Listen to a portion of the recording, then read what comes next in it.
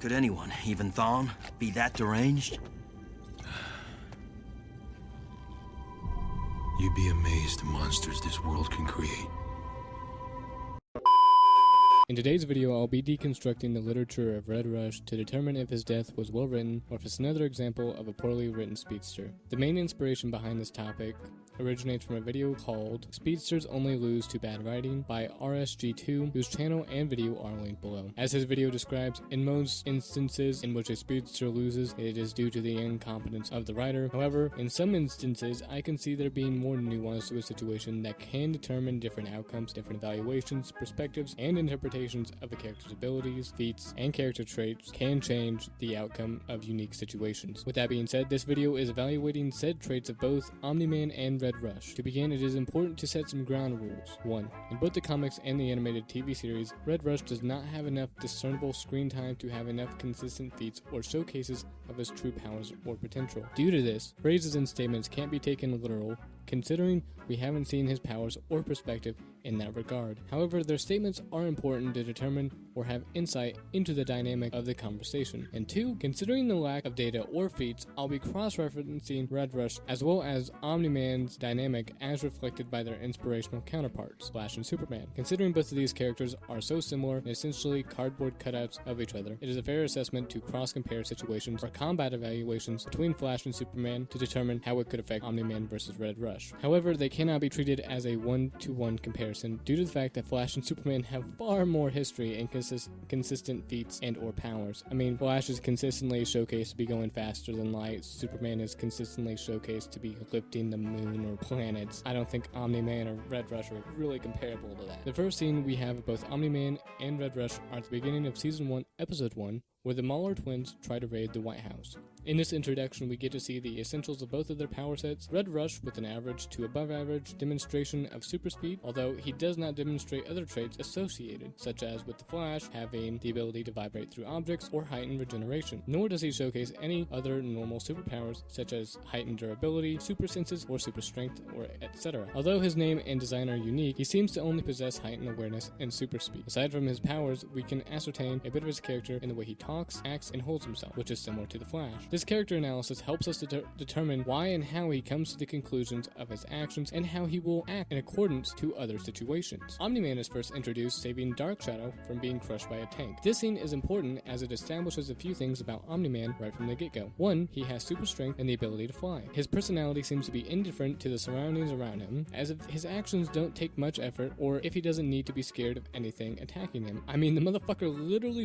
one-handed picked up a tank. If I was him, I wouldn't give a shit either. This establishes Omniman as being a very powerful character that is disconnected from the feeling of being threatened or intimidated, being even a bit snarky or lighthearted. Fuck, his first words in the show were, "You're welcome." You're welcome.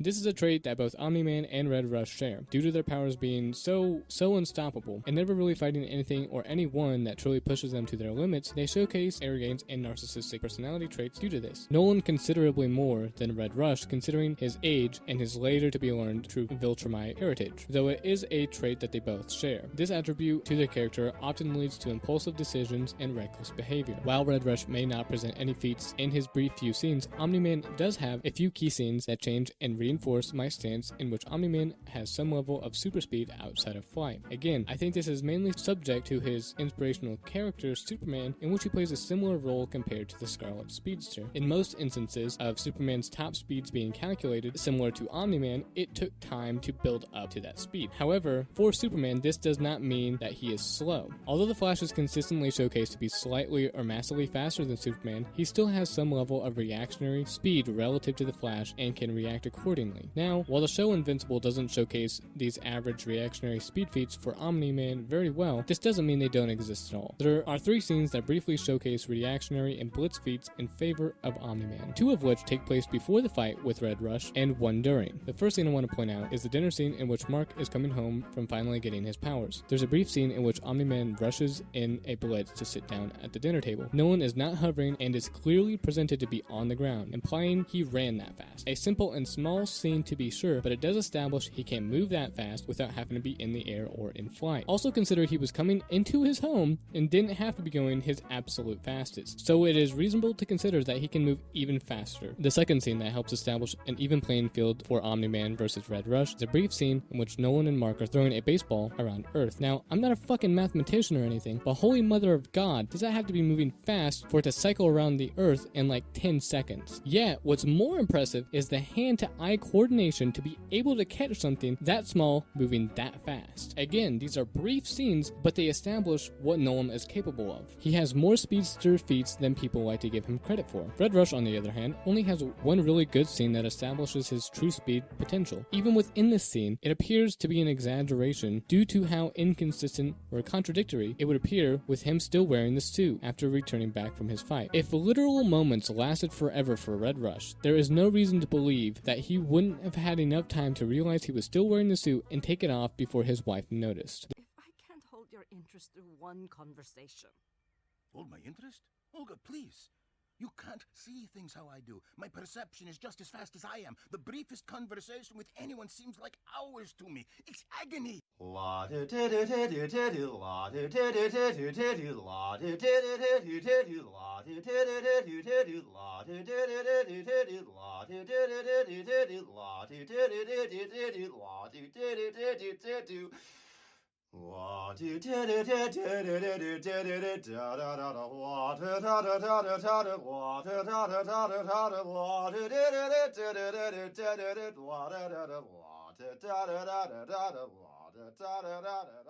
The scene also reiterates his impulsive/impatient personality. Clearly, his perception of reality is different, to whatever degree that is, making social situations harder and might feel like an eternity. Think of it like ADHD, furthering the implications that he makes quick decisions due to the fact no one else can react or move as fast as him. Oh, until they do. Cough cough, Omni-Man. With all this established, when the fight between the Seven and Omni-Man starts, it puts a lot of this into perspective. While Red Rush starts off great, being on the defensive, keeping everyone out of harm's way, we see a shift change when he makes an impulsive decision to start attacking Omni-Man, which, as it is presented so far, is within line with his character, rushing headfirst into a situation without thinking it through. Sorry, I wouldn't normally move so fast, but there were so many of you that... Ocean of friends. But you're right, I'll... Run! I want to see fear in your eyes! The same fear! What is this? do my best to make friends with the guy. Joseph! Now, in addition, with the understanding of Omni-Man's reactionary and normal speed movement feats, it's easy to understand why Red Rush was caught off guard. Imagine for a second if you could. You are Red Rush. No one has ever moved as fast as you, and your speed has always saved you due to this. While Omni-Man is strong and tough, he isn't faster than you, or as you believe. So you rush forward, trying to throw Omni-Man off guard to allow your teammates to regain their bearings and formulate a plan of attack. However, you underestimate Omni-Man and his true speed, because, similarly to you, he's never needed to showcase or use his full potential, catching you off guard and catching you in his grip. In addition to this, Omniman is clearly presented to have far more experience with his hundreds to thousands of years of experience. He's seen characters at faster speeds who've had smarter strategies and way better fighting ability. Red Rush just runs up, runs away, rinse and repeat. It's probably a childish move against somebody like Omni-Man. This was a brief video, something simple and small. To me, this is how the scene was supposed to be interpreted. However, the lack of clear understanding of Nolan's speed makes it difficult to understand. In addition to that, the editing could have been easily misinterpreted without proper context, or if you didn't slow every frame down to analyze it. But this is just my 2 cents. I think Red Rush was written rather well in his presentation, considering his character traits. I really enjoyed RSG2's video and highly recommend his video. Again, it's in the description. But do you agree or disagree with the video? Let me know in the comments. And until next time, peace.